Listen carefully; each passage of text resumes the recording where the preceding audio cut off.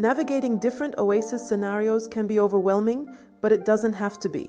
In this video, I will cover some of the most commonly asked questions when scheduling OASIS visits. When is an OASIS required? An OASIS is collected for all skilled Medicare and Medicaid patients, except for patients under the age of 18, pre- and postpartum maternity patients, and personal assistance services only patients. All pediatric, maternity, and patients requiring only personal care, housekeeping, or chore services are exempt from the OASIS data collection requirements.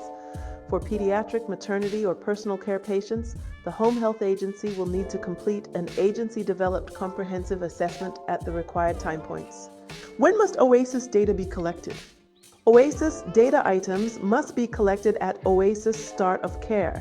This is collected at the time of the initial admission and whenever a patient begins a completely new episode of home health care in cases of readmission.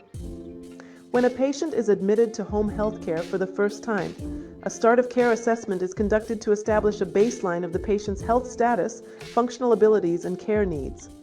OASIS recertification. This is conducted when a patient is being recertified for ongoing home health care. This assessment provides updated information about the patient's health status and functional abilities. Recertification must be completed within the last 5 days of every 60 days. That is, days 56 to 60 of the current 60-day certification period.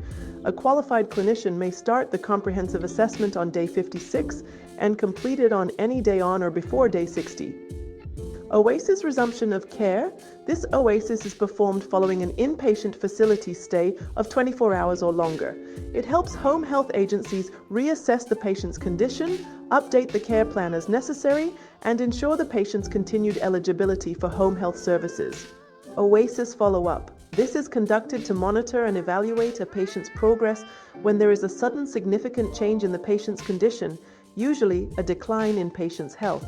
It allows home health professionals to respond promptly to changes and make necessary modifications to the patient's care plan. OASIS transfer. When a patient is transferred to an inpatient facility for 24 hours or longer for reasons other than diagnostic testing, and patient's return to the home health agency is known or anticipated, therefore patient not discharged from the home health agency. OASIS transfer discharge.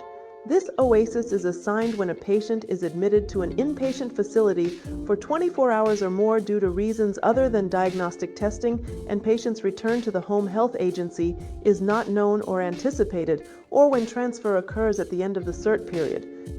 OASIS discharge.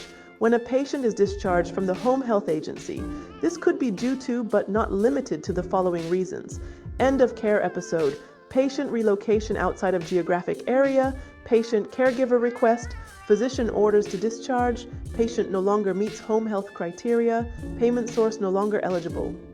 OASIS death at home.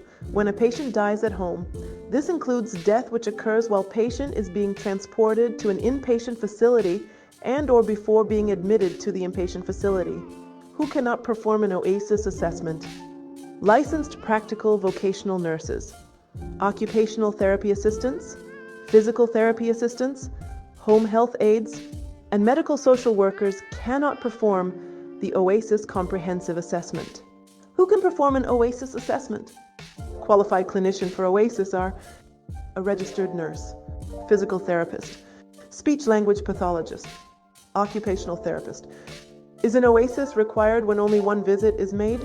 OASIS data collection is not required when only one visit is made, and an OASIS discharge is not mandated in such situations of single visits in a quality episode. Thanks for watching. For more videos like this, be sure to subscribe. If this video was helpful, hit the like button. It helps others find it too. For helpful, downloadable digital resources on home health management, check out the links below. For questions and insights, drop a comment. And if you know someone who could benefit from this video, feel free to share. See you in the next one.